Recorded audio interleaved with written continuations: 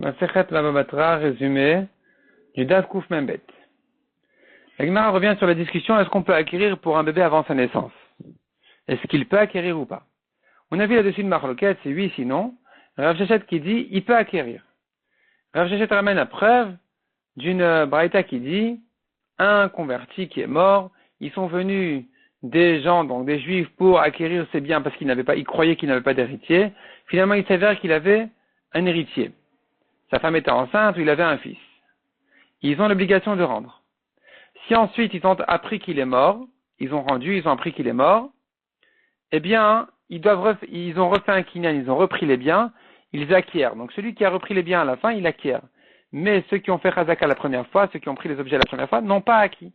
Donc tu vois de là que la première chazaka n'était pas valable parce qu'il avait un héritier. Même si l'héritier n'était pas encore né, il acquiert ses biens automatiquement. Et donc on ne peut pas acquérir ses biens tant qu'il est vivant, dans le ventre de sa mère. C'est qu'après qu'il est mort qu'ils peuvent acquérir à nouveau. Mais ce qu'ils ont fait, le premier kinyan n'était pas valable.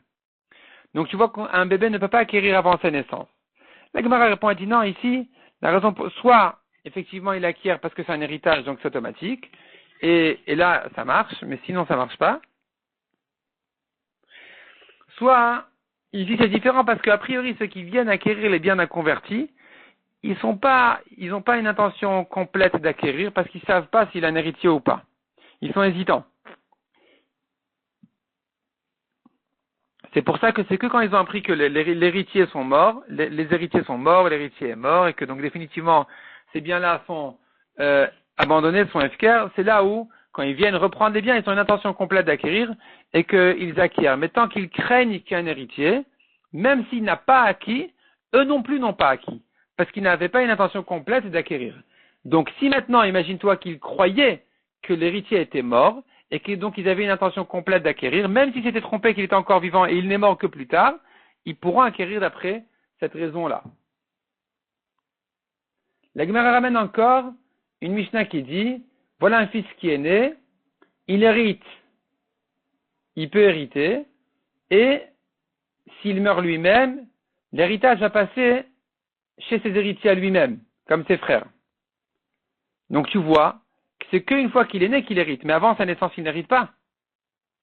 Ça contredit Rav Shechet qui a dit un bébé peut hériter même avant sa naissance, peut acquérir, donc Kal Vachomer hériter. La Gemara a dit non, en fait il peut hériter même avant sa naissance selon Rav Shechet. Ici ce qu'on voulait dire c'est autre chose. Il va hériter sa mère et à sa mort, c'est-à-dire un bébé qui est né, il hérite sa mère qui est morte avant lui. Et s'il meurt ensuite, même le jour de sa naissance, ses demi-frères, du côté de son père, peuvent l'hériter. Mais, s'il n'est pas encore né, alors il ne peut pas hériter sa mère. Pourquoi? Pour la simple raison que si lui, il est mort avant sa naissance, et que sa mère aussi, elle est morte, c'est sûr que sa mère, elle est morte après lui. Or, si sa mère, elle est morte après lui, il ne peut pas l'hériter. Un bébé ne peut pas hériter sa mère après sa mort. Et puisque lui ne l'hérite pas, alors ses demi-frères ne vont pas l'hériter. Ceux qui vont hériter l'héritage de cette dame-là, ce sont les frères de la femme. Et pas les frères du bébé. Parce que si le bébé était vivant après la mort de sa mère, il aurait pu hériter sa mère et faire passer l'héritage à ses demi-frères. Mais puisque ça ne sera jamais le cas, toujours un bébé il meurt dans le ventre avant sa mère, jamais il peut vivre après sa mère, après la mort de sa mère. Donc ici, l'héritage ne peut passer qu'aux frères de la femme. Deuxièmement, dit la Gemara, la raison pour laquelle on a dit ici, après sa naissance, il hérite, c'est pour te dire que avant sa naissance, même s'il hérite, mais il ne pourra pas diminuer la part d'aînesse. On ne va pas tenir compte de lui quand on va calculer la part d'aînesse à donner au premier fils. C'est qu'à partir de sa naissance que on va calculer combien de parts nous avons, donc finalement, on va en ajouter une, on va la donner au fils aîné en disant voilà c'est ta part d'aînesse. Mais ceux qui ne sont pas encore nés, on ne les calcule pas aujourd'hui. On ne le calculera que quand on va partager l'héritage normal, mais pas pour la part d'aînesse. La Gemara dit aussi d'ailleurs, le fils aîné aussi ne prend sa part d'aînesse que si il est né du vivant de son père. Mais si il est né qu'après la mort de son père, alors il ne prend pas sa part d'aînesse. Par exemple, il y a eu plusieurs fils qui sont nés après la mort du père, il avait plusieurs femmes, ou bien il a eu des jumeaux. Eh bien, dans ce cas-là, le fils aîné ne prend pas la part d'aînesse. Sur ça, on apprend des psukim qu'il n'y a pas de part d'aînesse à donner. La Gemara ramène encore des opinions d'Amoraïm. Est-ce qu'on peut acquérir pour un bébé avant sa naissance? Elle conclut que la lacha elle est qu'il n'acquiert pas. Celui qui acquiert pour un bébé avant sa naissance, l'okana, il n'acquiert pas.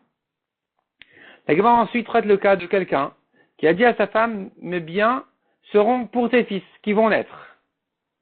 Les fils que tu auras de moi, je leur donne mes biens.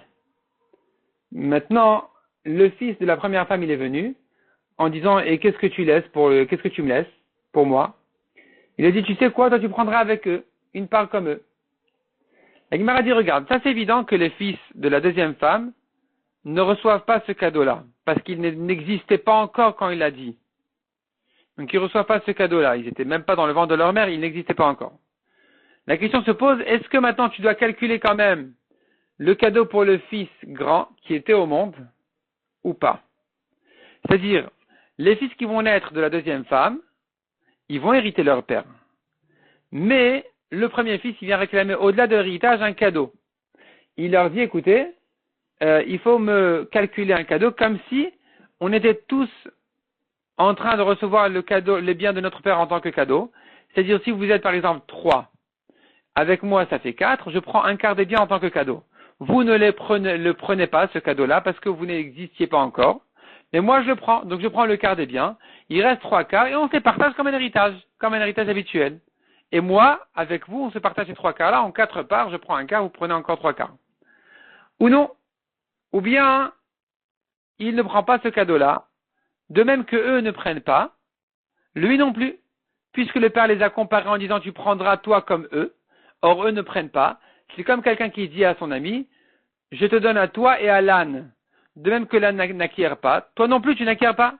Donc là-dessus, la Gemara nous ramène une grande marloquette, 3 moraïm dans un sens, 3 moraïm dans l'autre sens.